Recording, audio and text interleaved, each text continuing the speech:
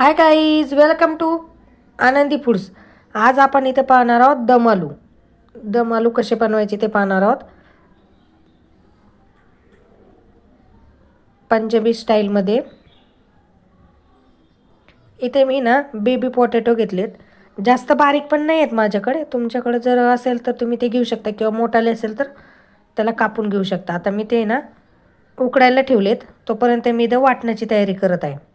2 कांदे घेतलेत मी. आता ते व्यवस्थित भाजून घेणार आहे.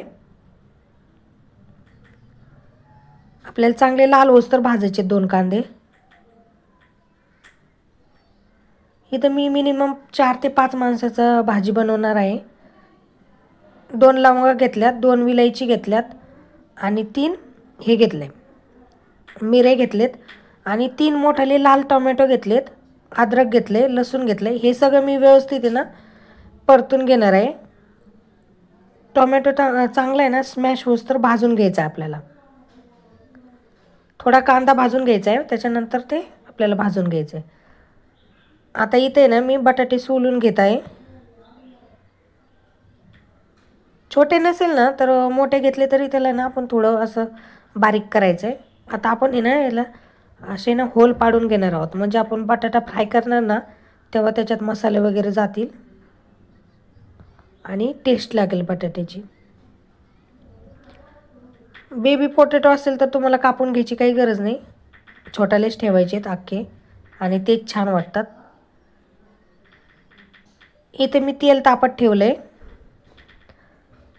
2 चम्मच. आता मी त्याच्यात हे ना बटाटे फ्राय करून घेणार आहे. तोपर्यंत आपलं वाटण गार होते, मग आपण वाटून घेणार आहोत.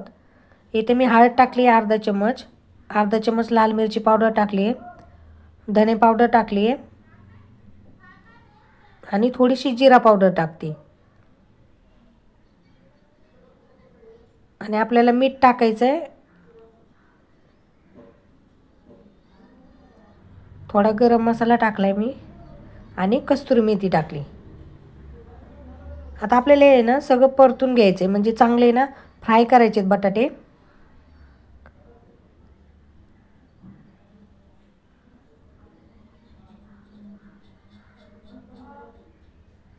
थोडं मीठ टाकायचे चवीपुरतं. रेसिपी खूप मोठी आहे, टाईम लागतो पण खायला छान लागते. आता आपण व्यवस्थित फ्राय करून घेतलेत. आता आपण एक काढून घेणार आहोत एका बाउलमध्ये. आता याच्यामध्येच आहे ना आपण अजून 3 चम्मच आहे ना तेल टाकणार आहोत आणि आपण जे वाटण केलं होतं ना ते टाकणार आहोत आणि तेल सुटेपर्यंत परतून घेणार आहोत. इथे मी ना 2-3 तेजपत्ता टाकलेत आणि थोडीशी दालचिनी टाकली.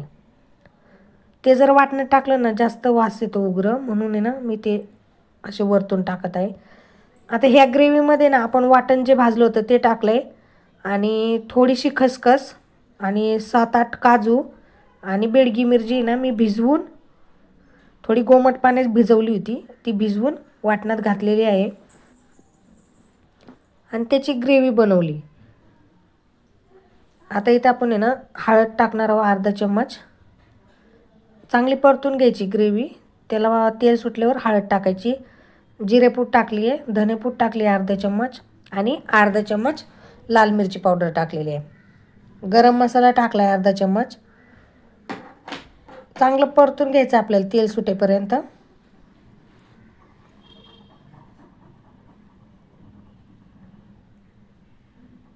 आता आपण इथे ना 2 ते 3 चम्मच दही टाकणार आहोत. दही आपल्याला ना आधी थोडंसं फेटून घ्यायचं आहे आणि मग टाकायचं आहे. जास्त आंबट नको आहे आपल्याला इथं दही, नाही तर भाजी आंबट लागेल. दही टाकल्यावर आहे ना सारखं हलवत राहायचं आहे,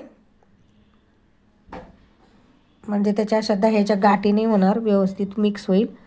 आता बघू शकता तुम्ही ग्रेव्हीला चांगलं तेल सुटलेलं आहे व्यवस्थित. आणि आपण बेडगी मिरची टाकली होती ना त्याच्यामुळं कलर पण आला आहे. आता इथे मी चवीपुरतं मीठ टाकत आहे, तुम्ही तुमच्या अंदाजाने टाकू शकता आणि कस्तुरी मेथी टाकत आहे. आता आपण त्याच्यात ना हे उकडलेले बटाटे टाकायचे आपण फ्राय करून घेतले होते ते.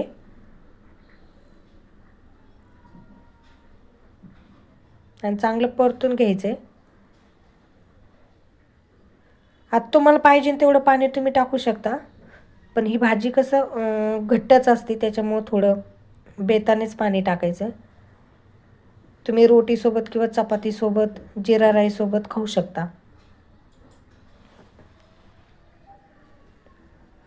आता आपण आहे ना झाकण ठेवून चांगली उकळी येऊ देणार आहोत. चांगलं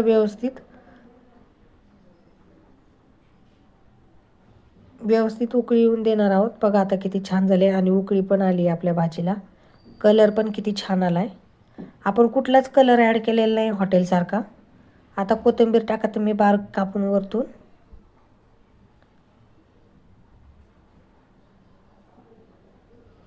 फूड कलर नाही टाकला आहे तरी पण कलर छान आला आहे, कारण की आपण बेडगी मिरची टाकली होती वाटणात. आपली भाजी आता रेडी आहे, एकदम छान झाली बघा. ग्रेव्ही ना थोडी दाटसरच ठेवायची.